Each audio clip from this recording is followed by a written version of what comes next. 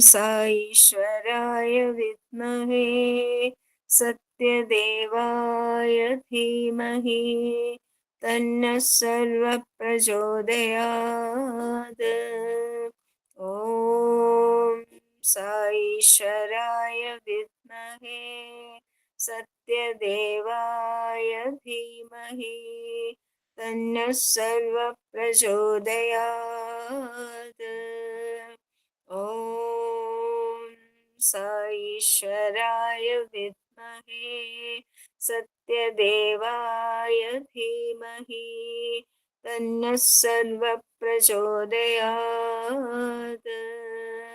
ॐ शान्ति शान्ति शान्तिः।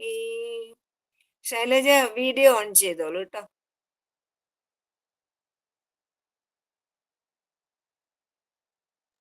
Audio on അല്ല, audio on ചെയ്യണം. ഓം ശ്രീ സായിരാം. 1964 ജനുവരിയിൽ പുതുവർഷത്തിൻ്റെ അന്ന് സ്വാമി നടത്തിയ ഒരു പ്രഭാഷണമാണ് ഞാൻ പറയുന്നത്.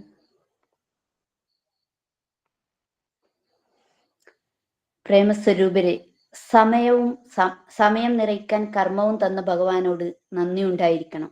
ഭഗവാൻ ഭക്ഷണവും അത് കഴിക്കുന്നതിന് വിശപ്പും നൽകി. അതുകൊണ്ട് വിവേചനരഹിതമായി കർമ്മം ചെയ്യണമെന്ന് അർത്ഥമില്ല. വീട് കെട്ടുമ്പോൾ മുൻഭാഗത്ത് വാതിൽ വയ്ക്കാറുണ്ടല്ലോ. എന്താണ് അതിന്റെ ഉദ്ദേശം? നിങ്ങൾ സ്വാഗതം ചെയ്തവരെ അകത്തേക്ക് വിടുന്നതിനും അല്ലാത്തവരെ പുറത്തു നിർത്തുന്നതിനുമാണ് വാതിൽ. വാതിലിന്റെ ഉപയോഗം അങ്ങനെ രണ്ടാണ്. വരുന്നവർക്കെല്ലാം അകത്തു കയറത്തക്ക വണ്ണം ആരും കതക് തുറന്നു വയ്ക്കാറില്ലല്ലോ.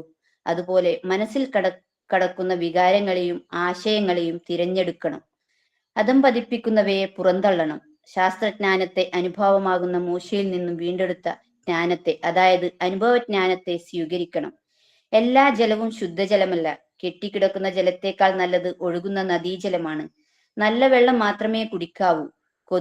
കൊതുക് വല ഉപയോഗിക്കുന്നത് കൊള്ളാം, പക്ഷേ നിങ്ങൾക്ക് മുമ്പ് തന്നെ കൊതുക് വലയ്ക്കുള്ളിൽ കടന്നിട്ടില്ലെന്ന് ഉറപ്പുവരുത്തണം. വെള്ളത്തിൽ പൊങ്ങിക്കിടക്കുന്ന വഞ്ചിയിൽ യാത്ര ചെയ്യാം, എന്നാൽ വഞ്ചിയിൽ വെള്ളം കയറാതെ സൂക്ഷിച്ചു കൊള്ളണം. നിങ്ങളുടെ കതകിനെ ബുദ്ധിപൂർവം ഉപയോഗിക്കണം. ആവശ്യമുള്ളവരെ അകത്തു കടത്തുകയും അല്ലാത്തവരെ പുറത്തു തന്നെ നിർത്തുകയും ചെയ്യണം. ചെളിയിൽ കിളിർത്ത താമര വെള്ളത്തിൽ കൂടി തലപൊക്കി അതിനു മുകളിൽ നിലകൊള്ളുന്നു.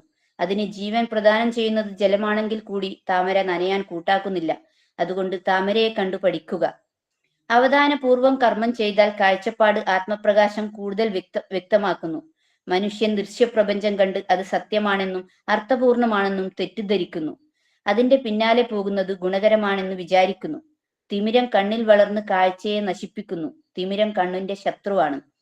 അജ്ഞതയാകുന്ന തിമിരം നിങ്ങളുടെ അന്തർനേത്രങ്ങൾ കാഴ്ചയില്ലാതാക്കുന്നു. അപ്പോൾ നിങ്ങളിലുള്ള ഈശ്വരനെ, നിങ്ങളുടെ യഥാർത്ഥ തത്വത്തെ നിങ്ങൾക്ക് കാണാൻ കഴിവില്ലാതായി തീരുന്നു. നിങ്ങൾ മാനവനാണെന്ന തെറ്റിദ്ധാരണയിലേക്ക് അത് നയിക്കുന്നത്. മനുഷ്യൻ മാനവനല്ല, യഥാർത്ഥത്തിൽ മാധവൻ തന്നെയാണ്. കയറിനെ പാമ്പ് എന്ന് തെറ്റിദ്ധരിച്ച് പേടിച്ചോടുന്നു. യഥാർത്ഥത്തിൽ കണ്ണ് എന്ന അവയവമല്ല കാണുന്നത്. ഡോക്ടർമാരുടെ പരിശോധനയിൽ യാതൊരു തകരാറും കാണാനാവാത്ത ചിലരുടെ കണ്ണുകൾക്ക് കാഴ്ചയുണ്ടായിരിക്കയില്ല. സൂര്യകിരണത്തിന്റെ അതിസൂക്ഷ്മമായ ഒരു സ്ഫുലിംഗത്താൽ ദീപ്തമാക്കപ്പെടുന്നതിനാലാണ് കണ്ണുകൾക്ക് കാണാൻ ശക്തി ഉണ്ടാകുന്നത്. ചക്ഷോ സൂര്യ അജായത, അതായത് കണ്ണിൽ നിന്നും സൂര്യൻ ജനിച്ചു. ഇന്ദ്രിയങ്ങളുടെ ശക്തിയുടെ ഉറവിടം ആത്മാവാണ്. ബാഹ്യപ്രപഞ്ചത്തിലേക്ക് ആത്മാവിന് എത്തി നോക്കാനുള്ള ജാലകമാണ് കണ്ണ്. കാഴ്ച ശരിയല്ലെങ്കിൽ കണ്ണുകൊണ്ട് എന്തു പ്രയോജനം? അതായത് സമദൃഷ്ടിയില്ലെങ്കിൽ എന്നർത്ഥം. സമം എന്നാൽ ബ്രഹ്മം, സമദൃഷ്ടി എന്നാൽ എല്ലാ സമയത്തും എല്ലാ ജീവജാലങ്ങളിലും ബ്രഹ്മനെ മാത്രം കാണുക എന്നർത്ഥം. ഏകത്വം എന്നതാണ് അടിസ്ഥാന സത്യം. അല്ലാത്തവ അപൂർണവും അയാർത്ഥവുമാകുന്നു. നിങ്ങൾ ധ്യാന സമയത്ത് ഈ ദൃഢചിന്തയിൽ മുഴുകണം. നിങ്ങളുടെ ആന്തരിക ചേതനയിൽ അതിനെ ഉറപ്പിക്കണം. അതാണ് മുക്തിയുടെ മാർഗം. ആ വഴിക്ക് മറ്റേതു ദിവസത്തെ പോലെയും പുറപ്പെടാൻ പറ്റിയ ഒരു ദിവസമാണ് ഇന്ന്. ധനം, അന്തസ്, ശമ്പളം, സന്താനങ്ങൾ, ബന്ധുക്കൾ, കീർത്തി, ജീവിത നിലവാരം ഇവയെക്കുറിച്ചൊക്കെ നിങ്ങൾ വളരെ കാലം ധ്യാനിച്ചു കഴിഞ്ഞു. അവയെല്ലാം നിസ്സാരവും താൽക്കാലികവും മാത്രമാണ്.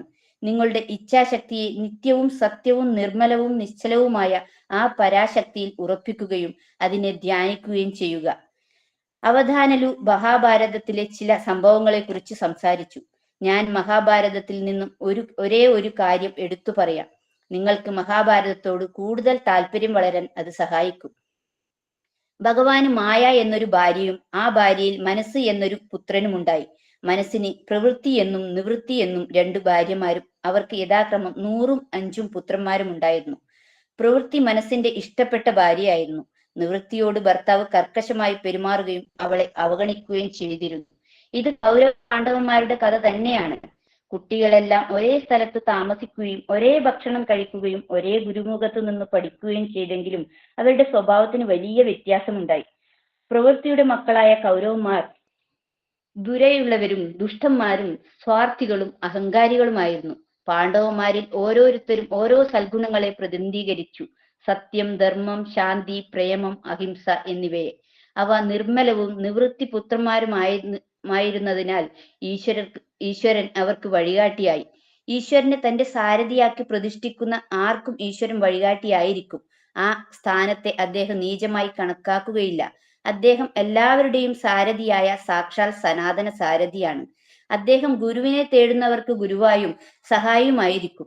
ഓരോരുത്തരിലുമുള്ള ഗുരു അഥവാ പ്രഭു സാക്ഷാൽ ആത്മനാണ്. കൃഷ്ണൻ ആ പരമാത്മാവിന്റെ മനുഷ്യരൂപമാണ്. ഒരു മരത്തിൽ 2 പക്ഷികൾ ഇരിക്കുന്നതായി ഉപനിഷത്ത് പറയുന്നു.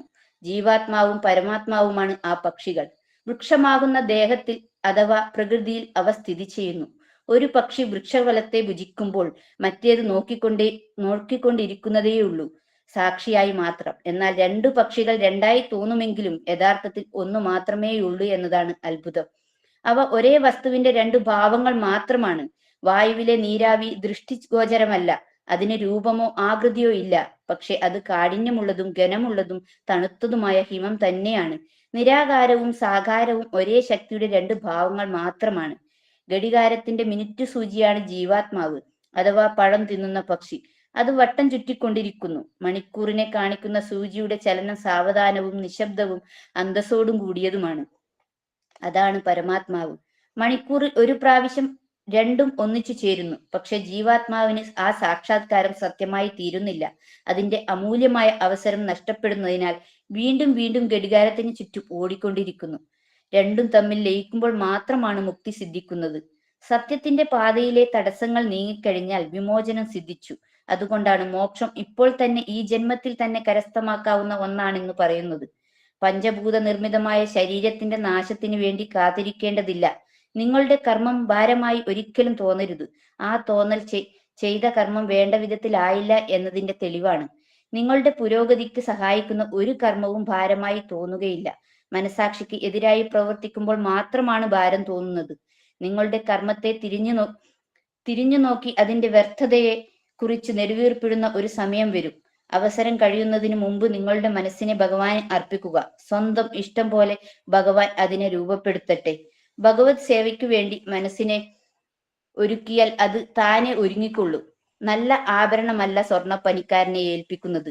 ചുളുങ്ങിയതോ ഉടഞ്ഞതോ പരിഷ്കാരത്തിന് ചേരാത്തതോ ആയ ആഭരണമാണ് പണിക്കാരനെ ഏൽപ്പിക്കുന്നത്. അതുപോലെ ചില്ലറ അറ്റകുറ്റപ്പണികൾ നീക്കുന്നതിനോ പുതുക്കുക തന്നെ ചെയ്യുന്നതിനോ നിങ്ങളുടെ മനസ്സിനെ ഭഗവാന് അർപ്പിക്കുക. മനസ്സിനെ ബാധിക്കുന്ന ദോഷം മായയാണ്. അത് സ്വന്തം യജമാനന്റെ അടുത്ത് ആരെയും അടുപ്പിക്കാത്ത ഒരു നായയെ പോലെയാണ്. അതിനെ മറികടക്കുന്നതിന് യജമാനന്റെ രൂപം കൈക്കൊള്ളാതെ നിവൃത്തിയില്ല. ഇതിന് സാരൂപ്യം എന്ന് പറയുന്നു. മറ്റൊരു വഴിയുള്ളത് യജമാനെ ഉറക്കെ വിളിച്ചു വരുത്തുകയാണ്. അദ്ദേഹം വെളിയിൽ വന്ന് നിങ്ങളെ കൂട്ടിക്കൊണ്ട് വീട്ടിനുള്ളിലേക്ക് പോകുന്നു. ഇതിന് സാമീപ്യം എന്നു പേർ. നായ അദ്ദേഹത്തിന്റെ വാത്സല്യഭാജനമായതിനാൽ നിങ്ങളെ ഉപദ്രവിക്കരുതെന്ന് വിലക്കിയാൽ അത് അനുസരിക്കും. പലപ്പോഴും ഭഗവാൻ വരുന്നത് ഒരു വ്യക്തിയെ രക്ഷിക്കുന്നതിനല്ല, മനുഷ്യവംശത്തെ തന്നെ രക്ഷിക്കുന്നതിനാണ്. മനുഷ്യനിൽ പ്രേമവും ഭക്തിയും വളർത്താൻ തക്ക ഒരു രൂപം ഈശ്വരന് കൈക്കൊള്ളേണ്ടിയിരിക്കുന്നു. മനുഷ്യന് സന്തോഷവും ധൈര്യവും പ്രദാനം ചെയ്യാൻ ഭഗവാന് മനുഷ്യന്റെ ഭാഷയിൽ സംസാരിക്കാതെ കഴിയില്ല. എന്നിട്ടും പലർക്കും എന്റെ അടുക്കൽ വരാൻ ഭയമാണ്. തങ്ങളുടെ അന്തർഗതങ്ങളും മനസ്സിന്റെ ആഴത്തിൽ കിടക്കുന്ന ആഗ്രഹങ്ങളും ഞാൻ അറിഞ്ഞെങ്കിലോ നിസ്സഹായരായ മൃഗങ്ങൾക്കാണ് ഭയം ഉണ്ടാകേണ്ടത്, അമൃതപുത്രനായ മനുഷ്യനല്ല. ആളുകൾ സർപ്പവിഗ്രഹങ്ങളുടെ മുമ്പിൽ പോയി പ്രാർത്ഥിക്കുന്നു. അവരുടെ പ്രാർത്ഥന കേട്ട് സർപ്പം പ്രത്യക്ഷപ്പെട്ടാൽ അവർ ഓടുകയും ചെയ്യുന്നു. ഭഗവാൻ അവതരിക്കുന്നത് അനുഗ്രഹം വർഷിക്കുന്നതിന് മാത്രമാണ്. ലക്നൌവിനോടടുത്ത് നദീതീരത്തിൽ ഒരു സന്യാസി താമസിച്ചിരുന്നു. അദ്ദേഹം നായ്ക്കളെയും കാക്കകളെയും മനുഷ്യരെയും ഒരുപോലെ ഈശ്വരനെ എന്ന പോലെ അഭിസംബോധന ചെയ്തിരുന്നു. എല്ലാ ജീവജാലങ്ങളുടെയും ആത്മീയ ഏകത്വം അദ്ദേഹം അറിഞ്ഞിരുന്നു.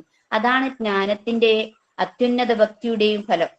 ആ നിലയിൽ എത്തിയാൽ നിങ്ങൾ എങ്ങോട്ട് തിരിഞ്ഞാലും സ്വന്തം ഇഷ്ടദേവതയെ അല്ലാതെ മറ്റൊന്നും കാണുന്നില്ല. എല്ലായിടത്തും എപ്പോഴും ഈശ്വര ചൈതന്യം ഉണ്ടെന്നുള്ള അറിവിൽ നിന്നും ഉത്ഭവിക്കുന്ന ആ ആനന്ദത്തിൽ മുഴുകിയിരിക്കണം. ജ്ഞാനികൾ അറിയുന്ന നിത്യാനന്ദം അതാണ്. പട്ടുപുഴുവിനെ പോലെയാണ് മനുഷ്യൻ പെരുമാറുന്നത്. അവസാനം തന്റെ ശവക്കല്ലറയായി തീരാനുള്ള നൂലുറയ്ക്കുള്ളിൽ ഇരുന്ന് നൂൽ നിൽക്കുന്നത് പോലെ മനുഷ്യനും സ്വന്തം മനസ്സ് സൃഷ്ടിക്കുന്ന കൂടിനുള്ളിൽ അടയ്ക്കപ്പെട്ടിരിക്കുകയാണ്. പക്ഷെ നിങ്ങൾക്ക് രക്ഷാമാർഗമുണ്ട്. അത് സ്വന്തം ഗുരുവോ തന്നിൽ തന്നെ വസിക്കുന്ന ഈശ്വരനോ കാണിച്ചു തരും. ആശ്വാസം നൽകുന്ന സാധനാമാർഗം സ്വീകരിക്കുക. ജീവിത നാടകത്തിൽ ഇത്ര നാളും നിങ്ങൾ വിദൂഷകന്റെ ഭാവമാണ് അഭിനയിച്ചത്. അത് അവസാനിപ്പിക്കണം. ഇനിമേൽ നിങ്ങൾ നായകന്റെ ഭാവം തന്നെ അഭിനയിക്കണം.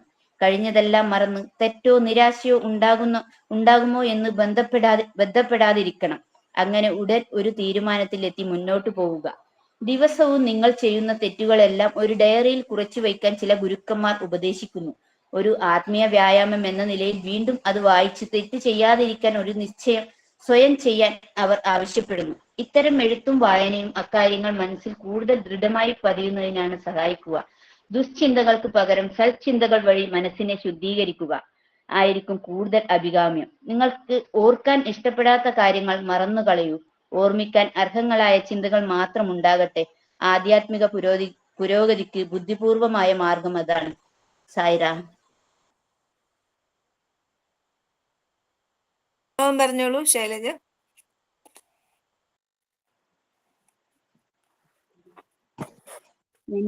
എന്റെ അനുഭവം എന്ന് പറഞ്ഞാല്, ഞാൻ ആദ്യമായിട്ട് സായി ഡിവോട്ടി ആയത് 2002-ലാണ്.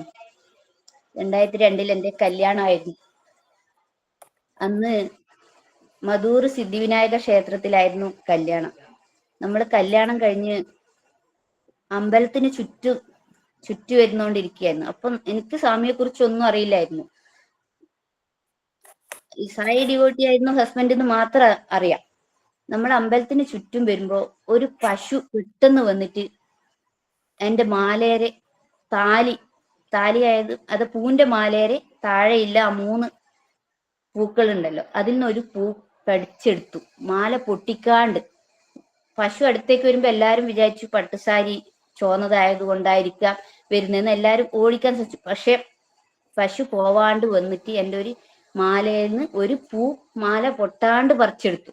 പക്ഷെ നമുക്കൊന്നും മനസ്സിലായില്ല. എനിക്കാണെങ്കിൽ മടിയുമായി, കാരണം മാല ഇതായി പോയല്ലോ. പക്ഷെ ആ സമയം തന്നെ എൻ്റെ ഹസ്ബൻഡ് പറഞ്ഞു ഭഗവാൻ വന്നു. പക്ഷെ നമുക്കന്ന് ഒന്നും മനസ്സിലായില്ല. എനിക്ക് അത് പിന്നീടാണ് എനിക്ക് മനസ്സിലായത്. നമ്മുടെ ജീവിതത്തിൽ അന്ന് തൊട്ട് ഇന്ന് വരെയില്ല കാര്യങ്ങൾ ചിന്തിച്ചു നോക്കുമ്പോൾ ഭഗവാൻ തന്നെയാണ് ഗണപതിയുടെ നടയിൽ വന്നിട്ട് നമ്മളെ ഒരു പശുവിന്റെ രൂപത്തിൽ വന്ന ആ ഒരു മാല എടുത്തിട്ട് പോയത് എന്നാണ് നമ്മളെ ആദ്യമായിട്ട് എനിക്ക് വന്ന അനുഭവം അതാണ്. അങ്ങനെ ഒരുപാട് അനുഭവങ്ങൾ നമ്മുടെ ജീവിതത്തിൽ ഉടനീളമുണ്ട്. അതിൽ ഹസ്ബൻഡിനുണ്ടായ ഒരു അനുഭവം ഞാൻ പറയാം. അദ്ദേഹം കല്യാണത്തിന് മുമ്പാണ്, 93-ല്, ഒരു ചെറുതാണ്. അപ്പോ അവർ കന്നഡ സമിതിയിലായിരുന്നു നമ്മള്. അപ്പൊ നമുക്ക് കർണാടകയിലാണ് നമുക്ക് ഡ്യൂട്ടി എല്ലാം കിട്ടല് അവിടെ. അപ്പൊ അതുകൊണ്ട് കർണാടകക്കാണ് നമ്മ പോലെ, വൈറ്റ് ഫീൽഡിലാണ് നമ്മ പോലെ.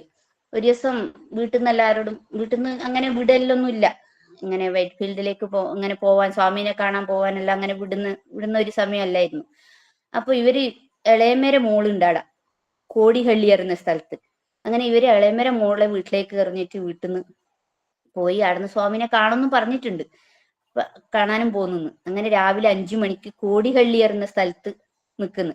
അപ്പൊ ആടെ എത്തുമ്പോ പറഞ്ഞു വൈറ്റ് ഫീൽഡിലേക്കില്ല ബസ് ഇനി 7:30 മണിക്കാണ്. 7:30 മണിക്ക് മാത്രമേ ബസ്സില്ലൂ, ദർശനം 7 മണിക്കാണ്. അപ്പോ എന്ത് ചെയ്യണം എന്നറിയാതെ വിചാരിക്കുന്നു. ഞാൻ വീട്ടിൽ ഇങ്ങനെ പറഞ്ഞിട്ട് വന്നിട്ട് ഭഗവാനെ എനിക്ക് ഒന്നും ചെയ്യാൻ പറ്റുന്നില്ല, ഞാൻ എന്ത് ചെയ്യുന്നു പറഞ്ഞിട്ട് ഇങ്ങനെ ആലോചിച്ച് നിൽക്കുമ്പോ ഒരു വൈറ്റ് ആൻഡ് വൈറ്റ് ഇട്ട ഒരാള് വന്നിട്ട് റിക്ഷയിൽ വന്നിട്ട്, അപ്പൊ മറ്റേ റിക്ഷയോട് ചോദിച്ചു എത്ര പൈസയാവും വൈറ്റ് ഫീൽഡിലേക്ക്. അപ്പൊ നമ്മുടെ കയ്യിൽ ഒതുങ്ങുന്ന അത്ര അല്ല, 3/4 മണിക്കൂറോളം ആടുന്നുണ്ട് എന്നാണ് പറഞ്ഞത്. അപ്പൊ നല്ലോണം പൈസ പറഞ്ഞു. ഇനി എന്ത് ചെയ്യും എന്ന് പറഞ്ഞിട്ട് ഇങ്ങനെ നിൽക്കുമ്പോ ഒരു വൈറ്റ് ആൻഡ് വൈറ്റ് ഇട്ട ഒരാള് വന്നിട്ട് ദർശനത്തിനാണോ എന്ന് ചോദിക്കുമ്പോ ഇവര് ദർശനത്തിനാണ് എന്ന് പറഞ്ഞ് പൈസ എത്രയൊന്നും ചോദിക്കാൻ അപ്പൊ തോന്നിയില്ല. പെട്ടെന്ന് കേറിപ്പോയത്. കേറിപ്പോകുമ്പോ ആടെ എത്താനാകുമ്പോ ഗേറ്റ് അടച്ചിട്ടുണ്ട്. ഇത് ട്രെയിന് പോകുന്ന ഗേറ്റ് അടച്ചിട്ടുണ്ട്. അപ്പൊ റിക്ഷക്കാരനോട് ആടെ നിർത്താൻ പറഞ്ഞിട്ട് ഇവര് നടന്നിട്ട് പോയിട്ടാകുമ്പോഴത്തേക്ക് ആടെ ഫുൾ ആള് ഗേറ്റിന്റെ അടുക്ക വരെ ആള് ഇരുന്നിട്ടുണ്ട്. അപ്പൊ അവിടെ അന്നെന്തോ വിശേഷം ഉണ്ടായിരുന്നു. സ്വാമി എല്ലാ ദർശനം തുടങ്ങി ഗേറ്റിന്റെ ഇട വരെ ആള് സ്വാമി വരാറായി. അങ്ങനെ ഇവര് ഗേറ്റിന്റെ അവസാനം ഇരിക്കുന്ന സ്ഥലത്ത് പോയിട്ട് ഇരുന്നിട്ട് കാണാനൊന്നും ദൂരത്തുനിന്ന് കാണാന്നല്ലാണ്ട് വേറൊന്നും കിട്ടൂല. സ്വാമി മാത്രം അന്ന് സ്വാമി പുറത്തേ കൂടി വന്നിട്ട് ആദ്യം ദർശനം ബേക്കിലേ കൂടി വന്നിട്ട് ഇവരെടുത്തുനിന്നാണ് ആദ്യം കൊടുത്തത്. ഇവർക്ക് ആദ്യം കിട്ടുകയും കൈ നീട്ടിയിട്ട് സ്വാമി അവരെ കയ്യിൽ നിന്ന് എഴുതിയ കടലാസ് വാങ്ങിക്കുകയും ചെയ്തു. അതാണ് നമുക്ക് അത് പറഞ്ഞറിയിക്കാൻ പറ്റില്ല എന്നാണ് പറയുന്നത്. സ്വാമി കയ്യിൽ നിന്ന് നീട്ടി വാങ്ങിച്ചു. ദർശനമെല്ലാം കഴിഞ്ഞു. തിരിച്ചു പോയിട്ട് ഇവര് ഓട്ടോ സ്റ്റാൻഡിൽ ഈ വൈറ്റ് ആൻഡ് വൈറ്റ് ഇട്ട ഓട്ടോ ഡ്രൈവർ ആയിരുന്നു. പക്ഷെ ഒരു സ്ഥലത്ത് പറ്റിയിട്ടും അങ്ങനെ ഒരു ഡ്രൈവറെ കാണാൻ ഒന്നും കിട്ടിയിട്ടില്ല. അത് ആരാണ് അന്ന് 20 രൂപ മാത്രമാണ് വൈറ്റ് ആൻഡ് വൈറ്റ് ഇട്ട ആള് ഇവരോട് കൂലിയായി വാങ്ങിച്ചത്. അപ്പൊ അതാരാണ്, സ്വാമിയാണോ എങ്ങനെയാണോ എന്നും നമുക്കറിയില്ല. ഭഗവാൻ എന്നെ വന്നിട്ട് അങ്ങനെ തന്നതെന്നാണ് നമ്മളെ വിശ്വാസം. അതൊക്കെ ഇന്ന് ഇപ്പൊ ഈയുടെ അനുഭവം പറയണം എന്ന് പറയുമ്പോൾ അദ്ദേഹം പറഞ്ഞ അനുഭവമൊക്കെ കേട്ടിട്ട് നമുക്ക് ഒരുപാട് ഇന്നാണ് ഞാനും കൂടി അറിയുന്നത് ഇത്തരം അനുഭവങ്ങളൊക്കെ ഉണ്ടായിട്ടുണ്ട്. അതുപോലെ തന്നെ 2006 ഇപ്പൊ വർഷം ഞാൻ ഓർക്കുന്നില്ല, അവിടെ യാഗം ഉണ്ടായിരുന്നല്ലോ, അതിരുദ്ര മഹായാഗം. അപ്പോ സൗത്ത് കർണാടക ആയിരുന്നു അതിന്റെ ചാർജ്, അടുത്ത ഡെക്കറേഷന്റെ ഒക്കെ ചാർജ്. അന്ന് ഡെക്കറേഷൻ ചെയ്യാൻ ഇവര് പോയിട്ടാകുമ്പോ അവിടെ കുൽവന്ത് ഹാളിൽ ഡെക്കറേഷൻ ചെയ്യുന്നതിന്റെ ഇടക്ക് ഇവർ 8 പേരുണ്ടായിരുന്നു. പെട്ടെന്ന് സ്വാമി അടുത്തേക്ക് ഡെക്കറേഷന്റെ അടുത്തേക്ക് ചെയ്യുന്നതിന്റെ ഇടക്ക് നടന്നു വരികയും ഒരു എളന്നറ് വിളിക്കാൻ പറയുകയും അത് വിളിച്ചിട്ട് സ്വാമി അതിൽ നിന്ന് തൊട്ടിട്ട് കുടിച്ചിട്ട് ഇവരെ 8 പേർക്കും ബാക്കി കുടിക്കാൻ കൊടുത്തിരുന്നു. പാദനമസ്കാരം നൽകിയിരുന്നു. ഇതൊക്കെയാണ് നമുക്ക് അനുഭവമായിട്ട് ഒരുപാടുണ്ട്. അതുപോലെ തന്നെ എൻ്റെ മോക്ക് 2 പ്രാവശ്യം സ്വാമിയുടെ മുമ്പിൽ പാടാൻ, സ്വാമിയുടെ മുമ്പിൽ സ്വാമി ഉണ്ടായിരുന്നില്ല, സ്വാമിനെ കണ്ടിരുന്നു അവള്, പക്ഷെ പാടുന്ന സമയത്ത് ഉണ്ടായിരുന്നില്ല. ഒരിക്കൽ ഓണത്തിനും യൂത്ത് ക്യാമ്പിനും യൂത്തിന്റെ പ്രോഗ്രാമിനും പാടാൻ അവസരം ലഭിച്ചു.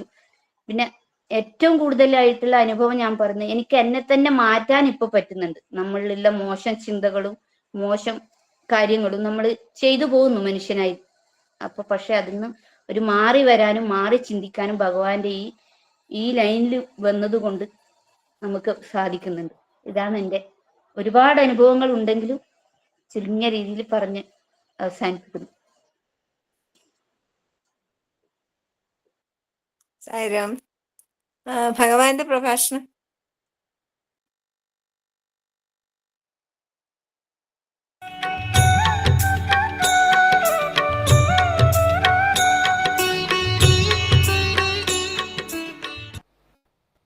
మనము ఎవరిని గౌరవించాలని ఆశిస్తున్నామో, లేక ఎవరు మనల్ని గౌరవించాలని ఆశిస్తున్నామో, మొట్టమొదట మనం అందరినీ గౌరవించాలి. Just as you expect yourself to be respected, you should learn to respect others. ధనము లేకపోవచ్చును, You may not have money, గుణము లేకపోవచ్చును, you may not have qualities, ఇంకా సిరి సంపదలు లేకపోవచ్చును, you not be one of plenty and prosperity. తాను బీదవాడు కావచ్చును, లేక rich man కావచ్చును. You may be poor or rich. కానీ ప్రతి మానవుని ఎందుకుడను ఆత్మ గౌరవం అనేటువంటిది సమానంగా ఉంటున్నది. But in everyone there is this sense of self-respect uniform. కనుక ఈనాటి నుండి మానవుడు మొట్టమొదట ఆత్మగౌరవాన్ని నిలుపుకున్నటకై తగిన కృషి చేయాలి. Therefore everyone should strive hard to maintain and keep up this self-respect. కనుక మానవుడు కోరవలసినటువంటిది ఆత్మగౌరవం. So what man should desire is this self-respect. అది అన్నింటికంటే కూడాను ఉత్తమమైనటువంటిది. It is noblest of all. అట్టి గౌరవాన్ని అందుకున్నటువంటి వ్యక్తి సర్వులను కూడాను గౌరవిస్తుంటాడు. The one who has self-respect for one's own self will respect others as well. ఏ గౌరవాన్ని తాను ఆశిస్తున్నాడో ఆ గౌరవాన్ని ఇతరులకు కూడాను మనం అందించాలి. The kind of courtesy that expects naturally should be shown unto others.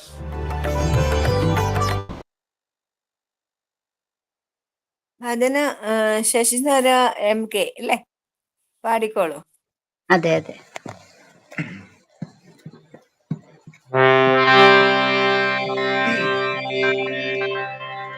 Sreerama Jaya Rama Jaya Jaya Rama,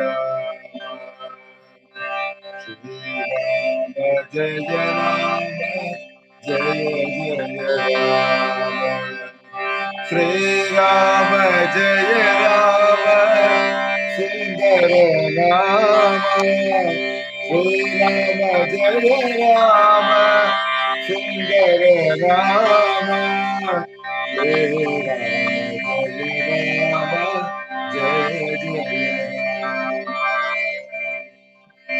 Shri Rama Jaya Rama മംഗള രാമ, ശ്രീ രാമ ജയ രാമ മംഗള രാമ, ശ്രീ രാമ ജയ രാമ ആത്മാ രാമ, ശ്രീ രാമ ജയ രാമ ആത്മാ രാമ, ശ്രീരാമ ജയ രാമ സീതാരാമ, ശ്രീരാമ ജയ രാമ സീതാരാമ, ശ്രീരാമ ജയ രാമ സായി രാമ, ശ്രീരാമ ജയ രാമ സായി രാമ, ശ്രീരാമ ജയ രാമ ജയ ജയ രാമ.